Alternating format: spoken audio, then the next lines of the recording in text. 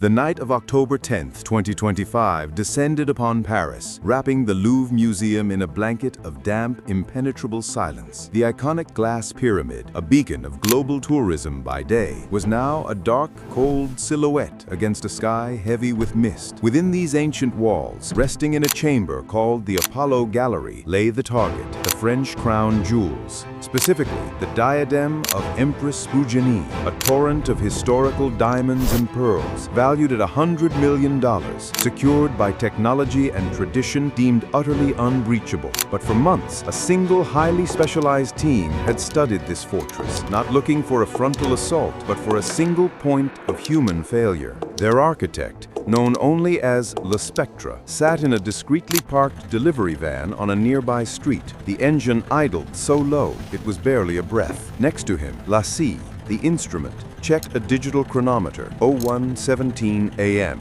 The air was a mixture of cold resolve and raw adrenaline. The weakness was a ground-floor utility window near the Sully Pavilion, a maintenance shaft recently used for HVAC upgrades. It was the designated momentary blind spot, a ritual vulnerability caused by the night supervisor's 5-minute cigarette break at 01:21 a.m. At 01:21 a.m., the shadow of a man detached itself from the wall outside. At 01:22 a.m., the latch of the window turned, not by a supervisor's key, but by the patient manipulation of a hardened wire, fed by Lassie through a gap in the external shutters. The resulting click was swallowed by the vast, indifferent silence of the courtyard. Lassie slipped through the opening like an executed thought, landing soundlessly on a pre-placed mat. They were inside the Louvre's spine, a labyrinth of service corridors, smelling of old stone and archival dust. Their movement was economical, not fast, a practiced flow that hugged the cold marble walls. They bypassed the main security network by taking an obsolete, heavy-duty freight elevator, last used decades ago to move massive sculptures. This lift operated on a separate analog system. The Spectre engaged the override panel, and the lift groaned to life, a deep metallic moan that was terrifyingly loud, but contained within the shaft. A calculated risk. 47 seconds later, the doors opened onto the second floor, a floor away from the objective. They now had to cross a 60-foot stretch of corridor saturated with infrared and overlapping CCTV. This was the final crucible. Le Spectre unholstered a compact, custom-built signal scrambler, creating a localized 5-second burst of static on the nearest camera's feed, just enough to pass the sightline and disappear from the thermal sensors. They did not run, they ghosted. At 01:28:45 a.m., they stood before the massive steel-reinforced oak door of the Apollo Gallery. Le Spectre produced a wafer-thin polymer sheet, a perfect, detailed copy of the supervisor's magnetic keycard. Not a digital hack, but a physical forgery, obtained through painstaking observation and distraction weeks before. Beep! The green light glowed. The lock threw with a resounding magnetic clunk.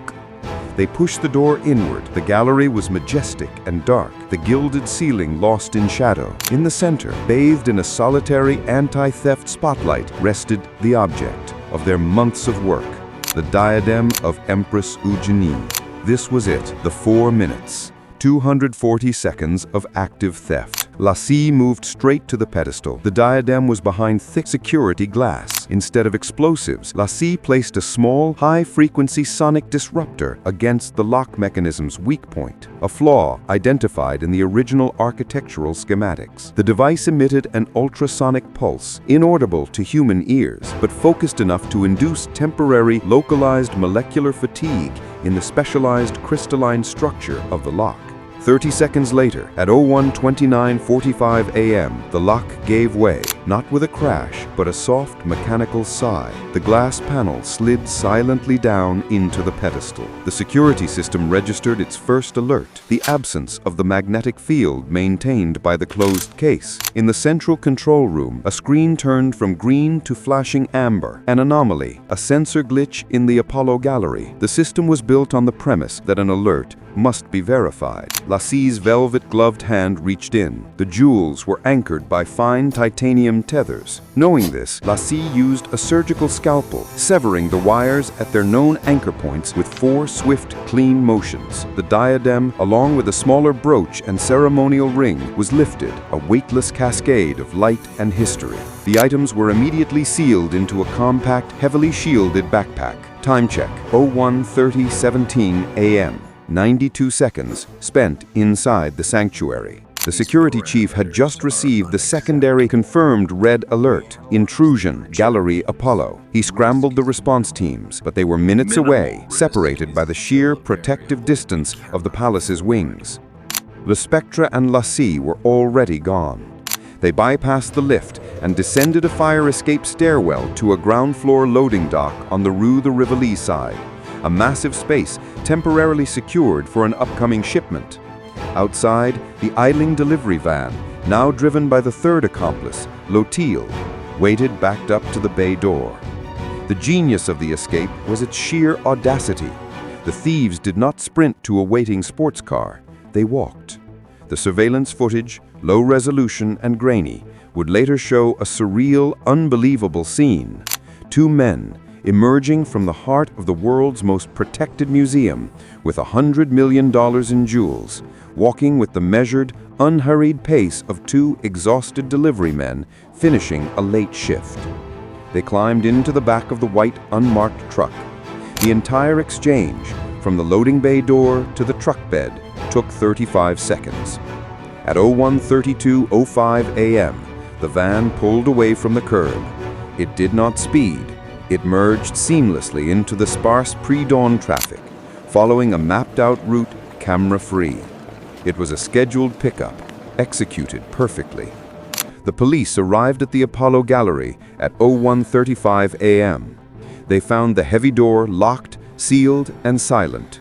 Forced to use the emergency override, they flooded the room with light. The pedestal was empty. Not smashed, not destroyed, but simply unlocked. Too clean, too precise. The security footage showed the impossible. The 5-second static bursts, a signature of technical genius, followed by the grainy, calm footage of 2 men walking away in an unmarked delivery vehicle. The van was later found abandoned 20 miles away. It had been professionally wiped clean, leaving no trace of the phantoms who had just proved that nothing is truly safe. The thieves were gone, vanished into the anonymity of the metropolis. They left behind only a 4-minute masterpiece of criminal artistry, a chilling testament to the fact that the greatest vulnerability in any system is the simplicity of human habit. The Louvre's walls were intact, but its aura of invincibility was permanently broken by a soft click and the silence of a clock counting down to 0.